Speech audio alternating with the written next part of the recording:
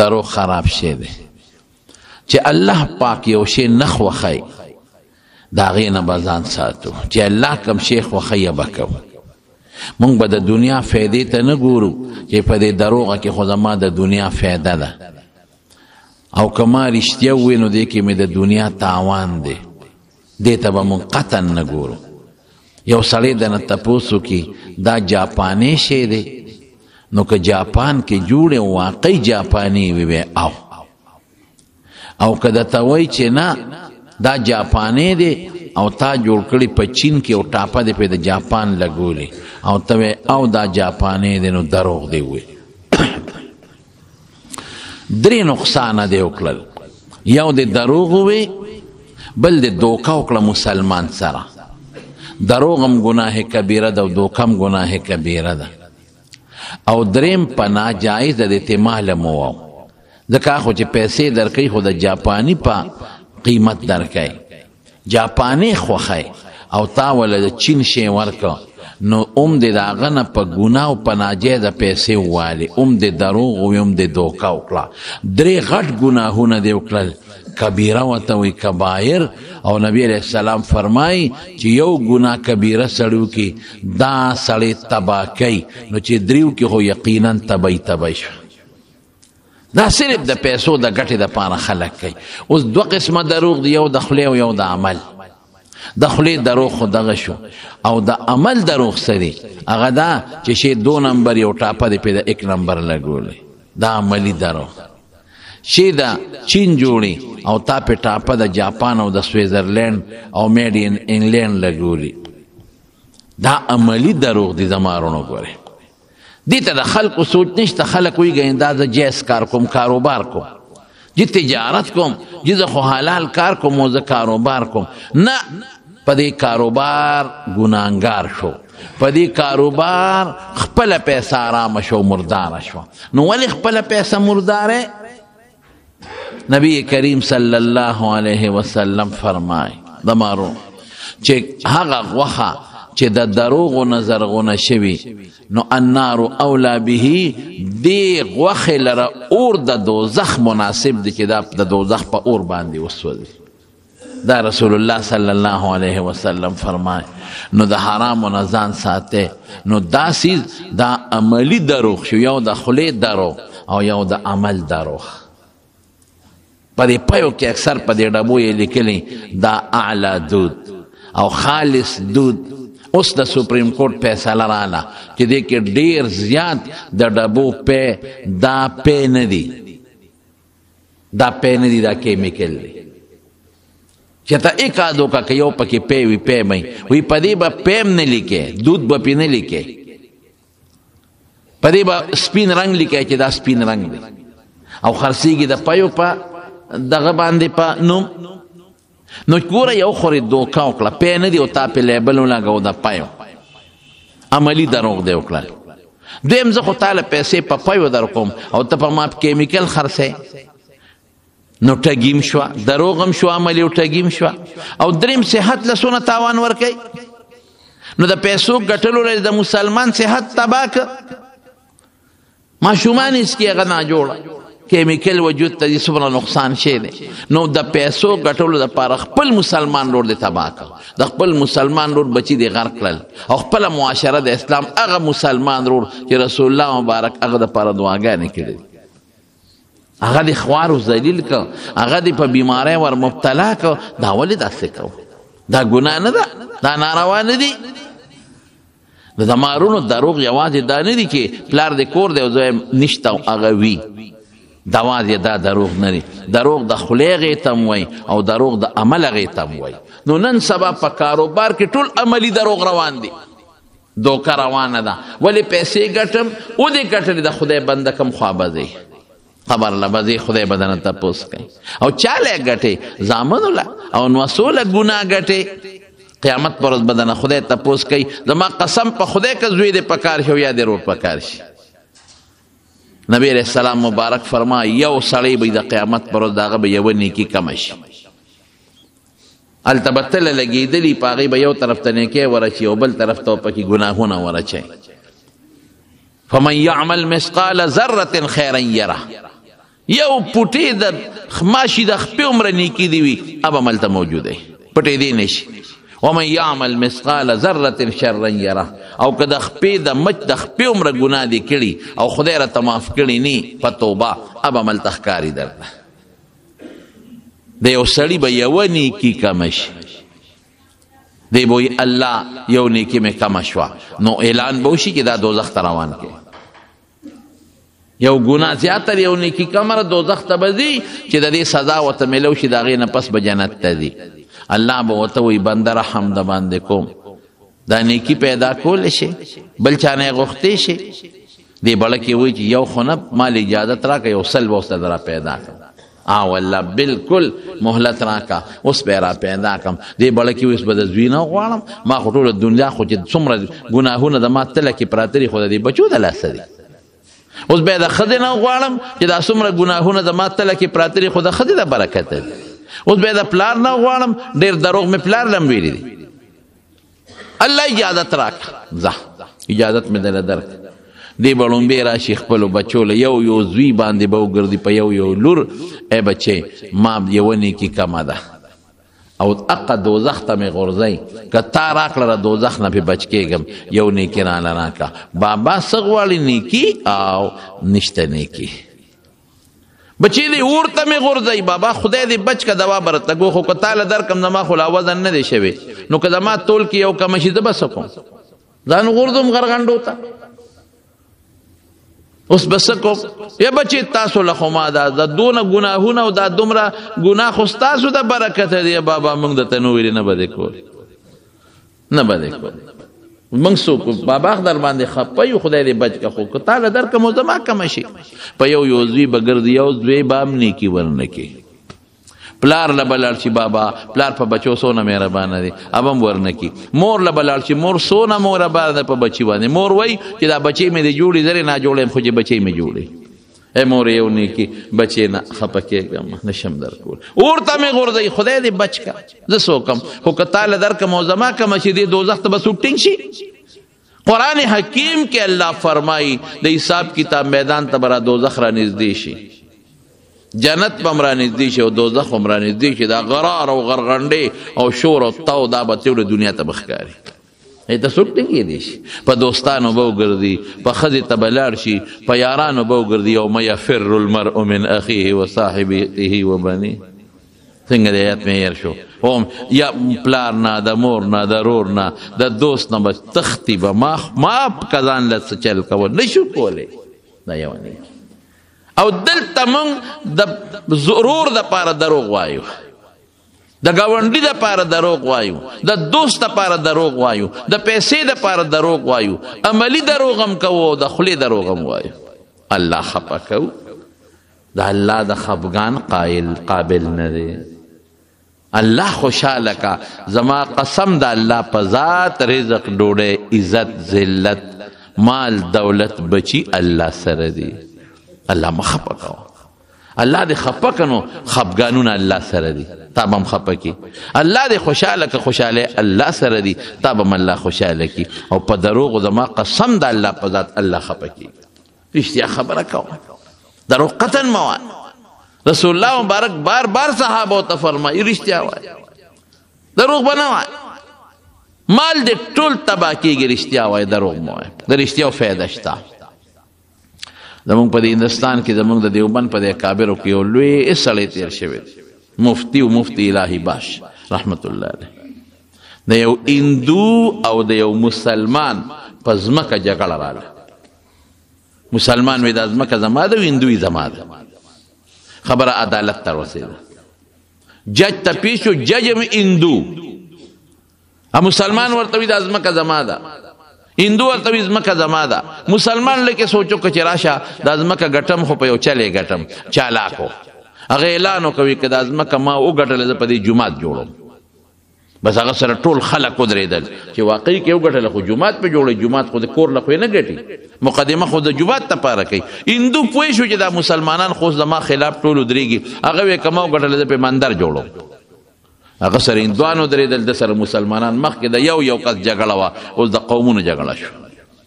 هلته هندوان ټول هندو سره ودرېدل ښه مندر پې جوړی او بیا خو د سره موږ هم ولاړ یو مسلمان سره ودرېدل ښه جومات پې جوړی او بس موږ هم د سره ولاړ یو چې عدالت تاریخ ورکړي خو د عدالت کټهره د مسلمانانو نه هم ډکه او د هندوانو نه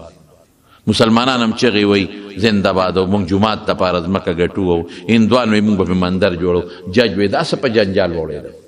دا خو کو فیصله کوم مسلمان لا هغه هندوان بلودي که هندو له کوم مسلمانان بلودي نو هغه جج هوښیار و هغه د هندو ته او د مسلمان ته وی خپل منځ کې سره څه په چا فیصله نه کوو چې یو مشر سړی راولو هغه ته به پته چې ځمکه د چا ده که چې هوښیار یو مشر هندو راو مخکې شو وی صاحب یو مسلمان دی او زه په هغه فیصله کوم او ډېر راضي شي مسلمان دی عالم دی ملا دی مفتی دی زما هغه خوښ دی وی څوک دی وی زمونږ په کلي کې یو سپینګیری سړی دی بشر رښتونی دی رښتونی نوم یې دی مفتی الهي بخش هندو چې د مسلمان نوم واغېست مسلمان خو پیشو چې خبره خو زما د ذات نه را د جومات ته وی صاحب ټیک ته د دم پیر فیصله او زما بس په دواړو لیکلې ورکړل چې بل تاریخ کې به مفتی الهي بخش راشي که هغه وی چې د مسلمان د نو ځمکه د مسلمان شوه که هغه وی د هندو د نو ځمکه د هندو شوه جج مخکې لیکل ورکړل ګوره مسلمان دی خو هندوان هم خوښوي ولې رښتونی دی رښتونی سړی د هر چا خوښي دروغجن د خلکو نه خوښ دروغو کې تاوان چې مسلمان بار راووته مسلمانانو ورته وی څه دی وکړل وایي په مفتي صاحب فیصله شوه بس هغوی خوشحاله شو هندو چې بار راووته هندوانو ورته وی څه چلو شو بیا راوایي بس یو درېمګړی مقرر کوي څوک وی هغه سپینګیري ملا مفتي صاحب ای تختا خدای په سټی سټ کړې کا دا خدای په سټی سټ کړې کا هغه خو ملا دی نو اتاله فیصله کوي خبره خو یوز د کور نه ده د اجرې نه ده د لارې نه ده خبره خو د جومات او د مندر ده نو چې هغه مفتي وایي چې دا د دې هندو ده نو مندر به پې جوړو نو هغه مندر مني هغه مندر له ورکوي خو به خامخا وایي چې د مسلمان ده ځکه یو خوا جومات دی او بل خوا مندر دی نو مسلمان به مندر خوښوي که جومات به خوښوي تا خدای مردار کا هسې د چغې والې غلطه دی وکړه هندو وایي چې اوس خو مې د خولې نه خبره او تېره ما خو یې سړی رښتونی دی واقعي دا خو د جومات او د مندر خبر دا سوچ بس اوس خو مې لیکل ورکړي چې بل تاریخ کې بیا مسلمانان راغلل خوشحاله دي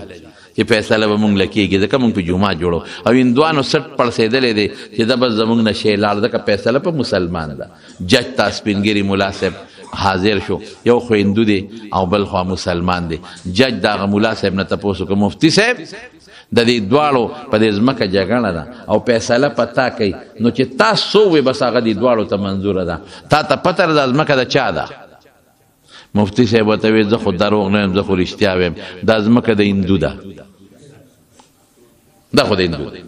زه خو دروغ نه ویم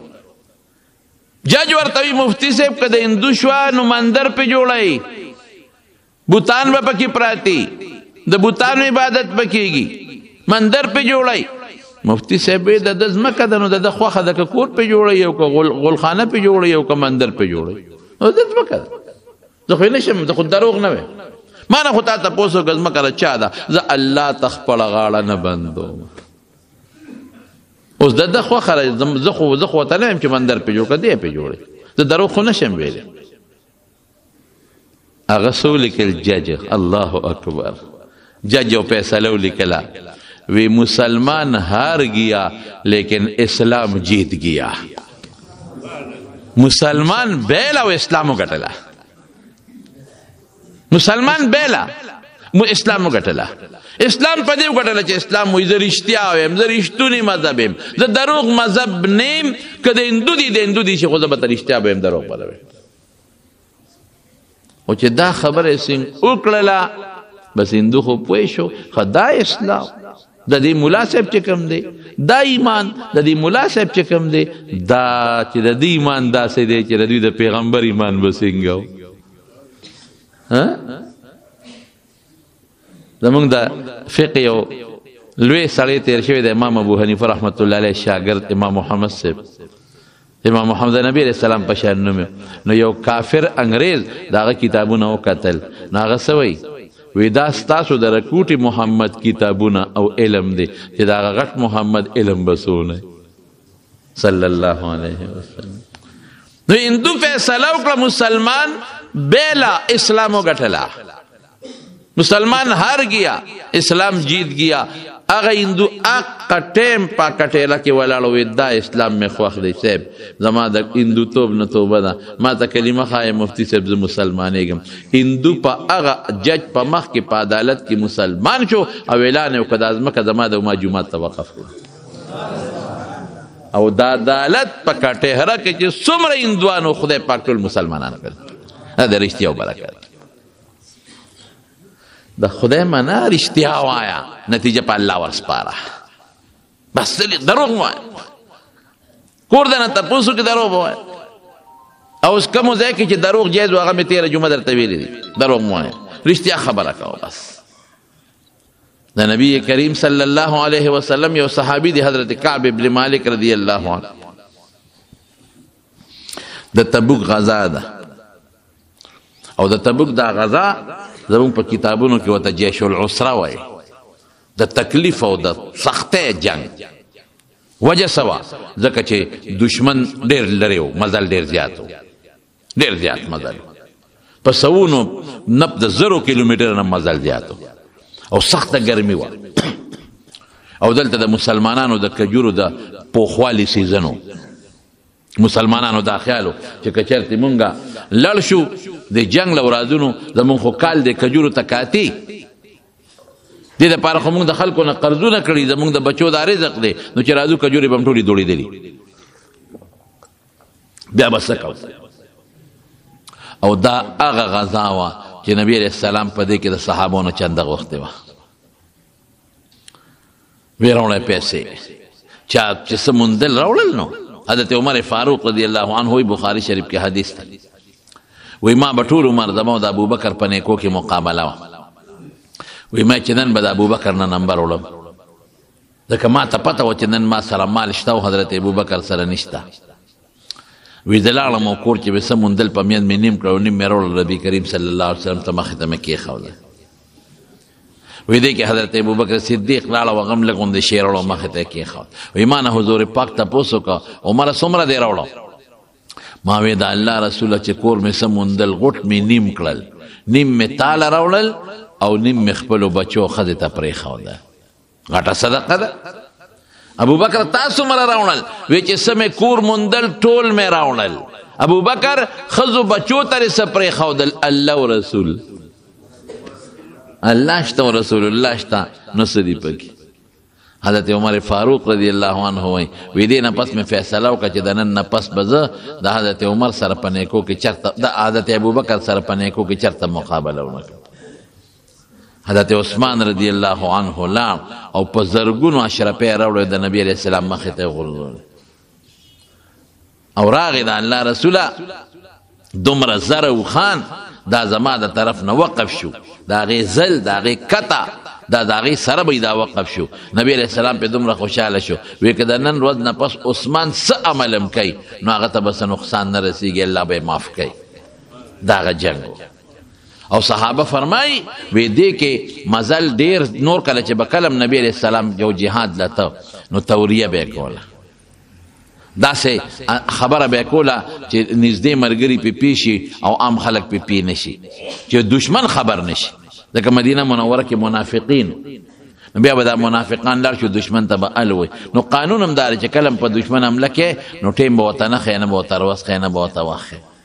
نو دا مزل ډیر زیات لري نو دې کې نبی علیہ السلام کوله اعلان وکړ چې د رومیانو مقابله لږ سامانونه تیار کړي. حضرت کعب ابن مالک رضی الله تعالی عنہ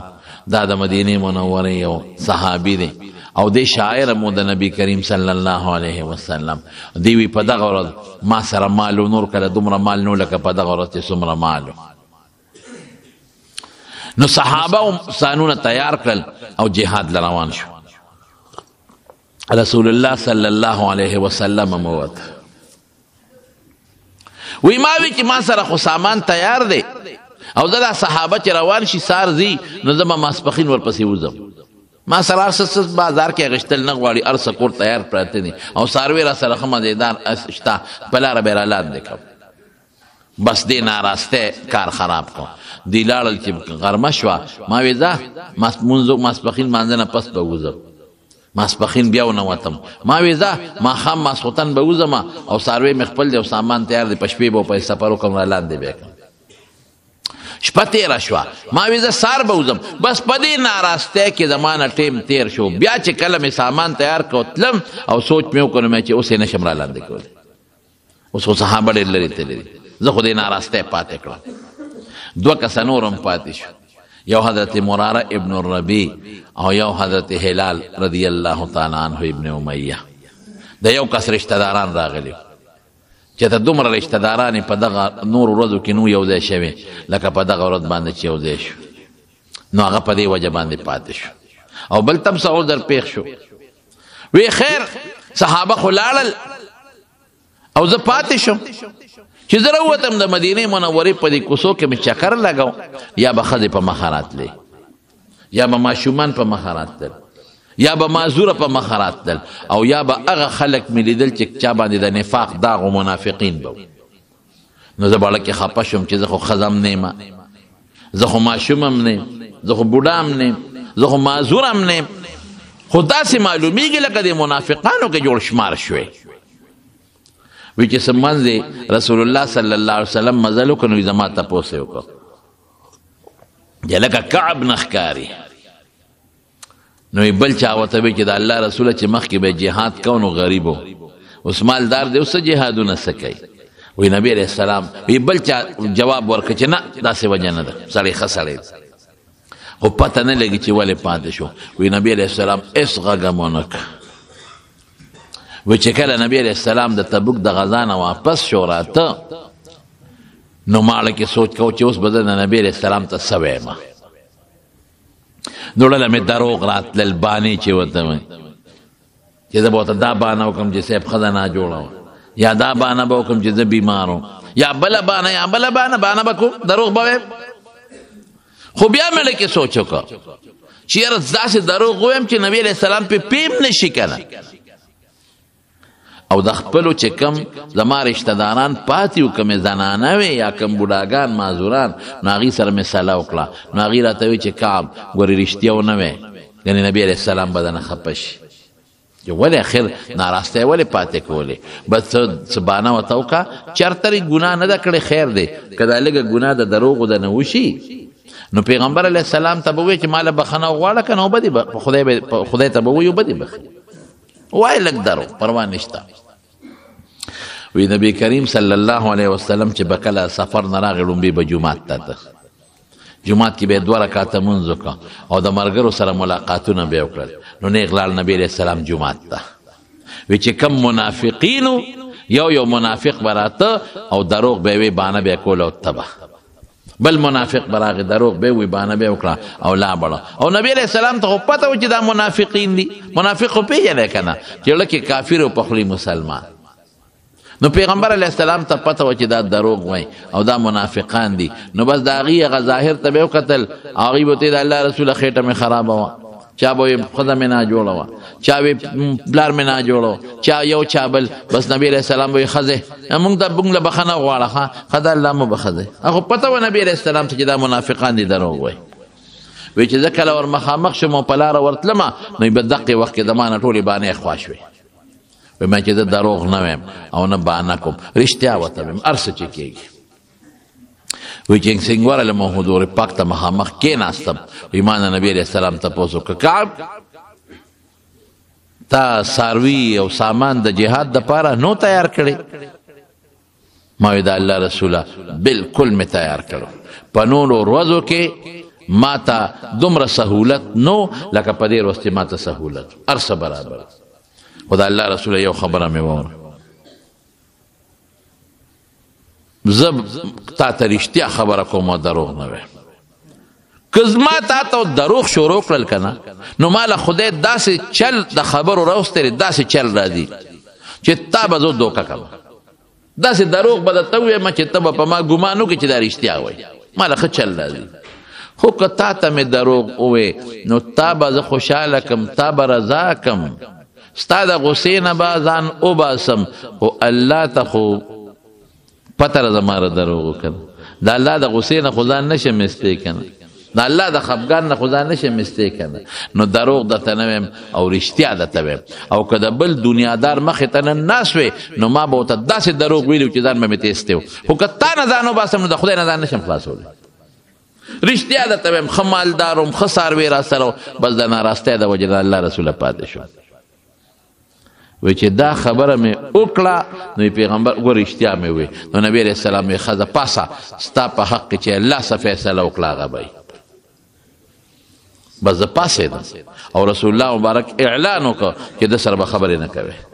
سلام به پرې نه اچوې، د سلام جواب به موله نه ورکوې، هېڅ قسمه تعلقات ده سره ختم بند. وی چې زه راووتم څنګه ما تپوس وکړه، ما ته رشته دارانو وی چې د خدای بنده څه غلطي دې وکړه، ټول عمر دې چې ته ګناه نه ده کړې، دروغ دې نه دي ویلي، دا پوټې دروغ به دې ویلي.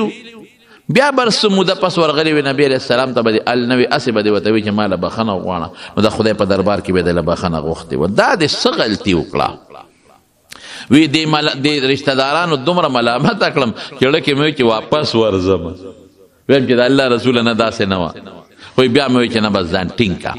وی تپوس مې وکړه چې دا زما دا معامله بل چا سره هم شوې ده که نه ده شوې؟ وی یو دوه کسه نور دی، یو مراره ابن الربیع او یو هلال ابن امیه. ما وی زه دا دواړه خو بدریین صحابه دي، بدر کې شریک دي، بس چې د دوی څه حالي دغه حال به زما وي. د هغوی متعلق او زمونږ د دریو کسانو متعلق نبي علیه السلام اعلان وکړه بس چې دې سره به نه خبرې کوې، نه به ته سلام علی، نه به پې سلام اچوې، مکمل بایکاټ. وی تنگ شوم، ما وی دا به خدای څه کېږي، نه را سره کور څوک خبرې کوي، نه را سره بار څوک خبرې کوي، نه رشته داران خبرې کوي، نه نبی علیه السلام خبرې کوي. وی جمعات ته به رالم، وی د پیغمبر علیه السلام خوا کې به مانځه ته ودرېدم، نفل به مې کول یا سنت.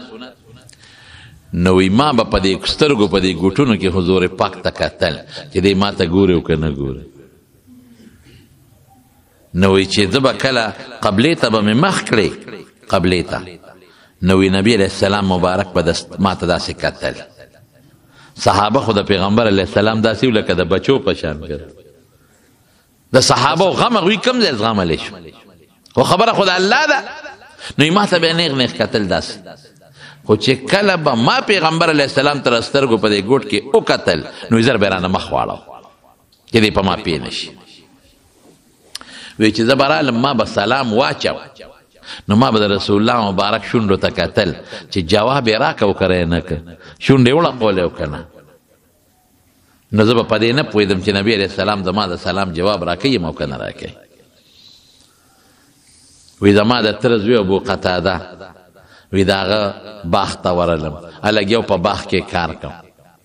نو ما پې سلام واچو، السلام علیکم ورحمت الله. او یې د ما سره ډېر نږدې تعلق و، زما ورته ډېره زیاته مینه وه. نو یې د ما له سلام جواب را نه کړ. وی ما ورته چې ابو قتاده ما له سلام جواب دی ولې را نه کړ؟ چپ شو، غږ یې ونه کړ. نو ما ورته ابو قتاده ولې زه مسلمان نه یم چې ما له جواب نه راکې؟ وی هغه وی چې موږ ته څه پته ده؟ اوهو زما خو په ایمان کې هم د دې خلکو شک پیدا شو. دا به څه کېږي چې یو خوا زم څوک خبرې نه کوي، چې بل خوا زم څوک خبرې نه کوي. یو ځل د مدینې منورې په بازار کې روان، د شام یو تاجر دی، غلی راوړی د غله خرڅی. وی چا نه تپوس وکړو چې کعب ابن مالک څه شو، څو کوم ځای دی؟ نو یې زه ورته چا په ګوته وښولم چې هغه دی. نو دا سوداګر راغی، نو یې مالی یو خط راکړه. وی چې هغه خط مې وکت، نو هغه د شام گورنر ما ته خط لیکلی او په خط کې داسې لیکلی چې ای کعبه، زه خبر شوم چې ستا آقا چې دی تا سره ډېر زیاتې او ظلم در سره کوي، او تا سره په خپل هم خبرې بندې کړې دي او په خلکو هم در باندې خبرې بندې کړې دي، او ته خو ډېر هوښیار سړی او ډېر ښه سړی. نو خدای دې تا خراب نه کی، او راځه شام ته زمونږ ملګري شه، مونږ به دې ډېر قدر او ډېر عزت په دې وکړو. یاره چې وی دا خط مې وکت که نه، نو نور اورم را باندې بل شو چې ښه زما ایمان دونه کمزوری شو چې نن ما نه عیسایان او کافران هم د کفر تمه کوي. هغه ایمان تمه کوي چې راشه او دی به تنګي په دې اسلام کې او راځي سایشه و یا خط مې راواغشت او په تنور کې مې غورځاو. وی خپه په بله وجه ما وی ما وی خدایا که دې وخت کې نبی کریم صلی الله علیه وسلم وفات شو نو ما سره خو به تر مرګه پورې م څوک خبرې ونه کړي،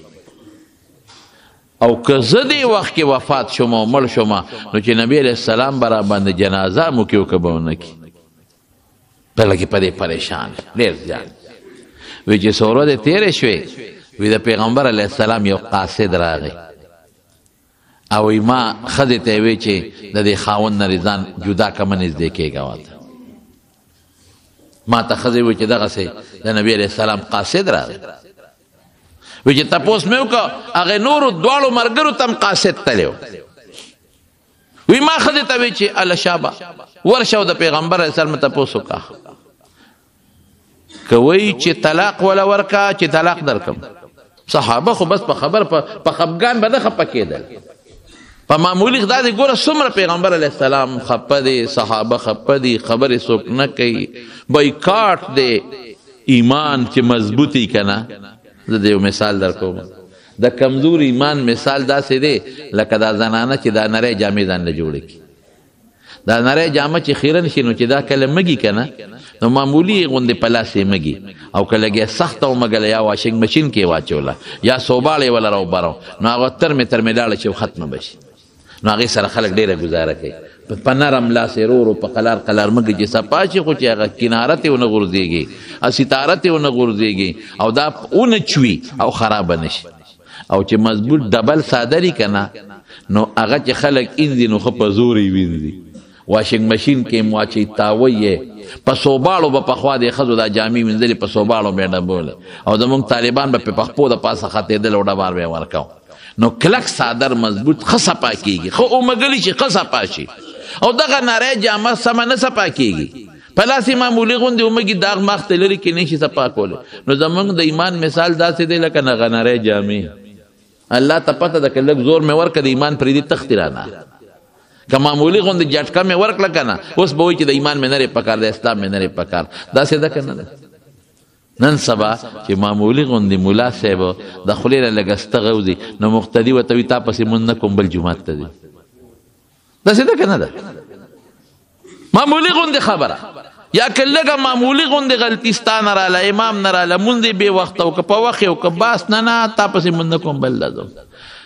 دغه ته ایمان وای کم چې د کعب ابن مالک و کافر ورته وي راځه مونږ به دې همدردي کوو په سر به دې ګرځو چې ته څنګه هغه تنور کې کاغذ غورځوي. نه نه نه که رسول الله مبارک او صحابو خبرې بندې کړي دي هېڅ پروا نشته. ایمان مې هم دقه دی چې دا کم دی، د ایمان د پرېښودو نه دی. نو ښځې ته وي ورشه تپوس ته وکړه چې د پیغمبر صاحب څه مقصد دی. که مقصد یې دی چې دا ښځه پرېږده نو چې بس پرېږدم خو پیغمبر نه پرېږدم. ما سره د خبرې م نه کوي خو نه پیغمبر پرېږدم نو اسلام پرېږدم. او که بل څه مقصد یې نو ښځه راله او چې راله وي د الله رسوله تا وی چې دا خاوند در سره بند خبرې بندې کا نو څه مقصد دی؟ نو طلاق راله راکي؟ وی نه نه طلاق به نه درکوي خو در نږدې نشي. الله رسوله وی دغه قصې پکې نشته. وی قسم په خدای چې د کمې ورځې نه تا را شړلې دی اقې ورځې نه اوسه پورې په مصله ناست دی او خدای ته په ژړا دی. په دومره غم کې پروت دی چې د هغه دنیا ته اړو توجه ختمه شوې ده چې تنګ شي بار ودې څوک ورسره خبرې نه کوي بیا راشي په مصله ناست دی او خدای ته په چغو چغو ژاړي چې خدای دا مې څه کړي. نو چې راغی نو خاوند ته یې وی چې نه ما ته خو نبي علیه السلام دقه وي طلاق به نه درکوي خو چې در نږدې نه شي. وی ښه داسې وکړه چې پلار کره ځه چې مسله زما حل شي بیا به راځي. نو او ته څه وایي؟ او وایي چې د هغه نور ستا کوم ملګري دی بوډاګان د هغوی ښځې د هغوی خدمت کوي. د نبي علیه السلام نه اجازت وغوښته چې موږ د خپل خاوندانو د هغوی ښځې م لاړې نبي علیه السلام له الله رسوله موږ څوک د خپل خاوند سره وایي چې در نږدې نه شي. وی خدایا خو بوډاګان دي اوښکې په ږیره بیږي او جاړي دغه طاقت یې ختم. پلار کره ته لاړې شو او ځای نو وي که موږ ته پلار کره ځو خو هغه مري د هغوی د اوبو او د ډوډۍ انتظام به څوک کوي. وی ښځه ټیک شوه خدمت یې کوی خو چې در نږدې نه شي. وی ښه ټیک شو. نو کعب ابن مالک ته ښځه وایي تا له اجازت غواړم. وی نه زه زلمې ځوان یم زه خپل خدمت په خپله کولی شم. دا بوډاګان دي زه پلار کړه بیا به ګورو څونه موده په دې کې تېره شوه 50 ورځې لګیم نه 50 دن په دې کې تېرې شوې او په دې 50 ورځو کې دوی سره نه رسول الله مبارک خبرې وکړې نه ورسره صحابو خبرې وکړې نه پې چا سلام واچو نه د جواب سلام چا وله ورکړ 50 دن دا هغه سخته کپړه ده چې څومره مږې نو مږه شلېږي به نه ایمان نه به نوځي ایمان به پورې نښتې نو 50 ورځې پس دی وي د خپلې کوټې په چت باندې ناست ومه او خدای ته جاړو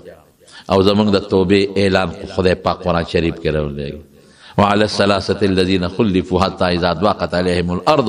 بما رحبت وضاقت عليهم أنفسهم دا آیتونه نازل شو چې هغه درې کسان چې ځمکه پې تنګه شوه او سینې او د هغوی ړونه تنګ شو بس ما وبخل ما معاف کړي الله قرآن حکیم کې د دې متعلق آیتونه راولېږل چې دا ما معاف کړل ما وبخل خو آینده لپاره یې داسې نه کوي نو صاحب چې نبی علیه السلام څنګه سار راغی او د دې آیتونو تلاوت یې وکړه نو صحابه خو پی شو نو صحابو منډې کړې چې دوی له اوس مونږه خوشخبری ورکړو او زیرې وله ورکړو یو م را منډې وی بلم وی یو ملګری مې هغه غر ته وخته او د غر نه چغه وواله ابشر ای کعب ابن مالک خوشحاله شه توبه دې قبوله ده وی د هغه اواز د دې نور نه مخکې راورسېده یو مبارکی بلم مبارکی بلم مبارکی رالم نبی کریم صلی الله علیه وسلم په جمعات کې ناست او چې کله به حضور پاک خوشحاله نو د مخ به داسې رڼا کوله لکه د نور په شان برېښنا به کوله نو چې هغه چا چغه والې وه نو زما 2 قیمتي څادرې وې مې راواغېستې هغه له مې په انعام کې ورکړې زیرې چې تاسو ورته وایې په زیرې کې مې ورکړې او صحابه کرامو راته په خیر علي او مبارکباد وې او را پاسېدل صحابه په جمعات کې را تر غاړه وتل او چې پیغمبر علیه السلام لورلم نو رسول الله مبارک سوی الله اکبر ای کعب ابن مالک مبارک دې شه چې مور راوړی نو دومره د خوشحالۍ روز پتا نه ده تېره لکه نن چې خدای تعالی کومه د خوشحالۍ روز درکړه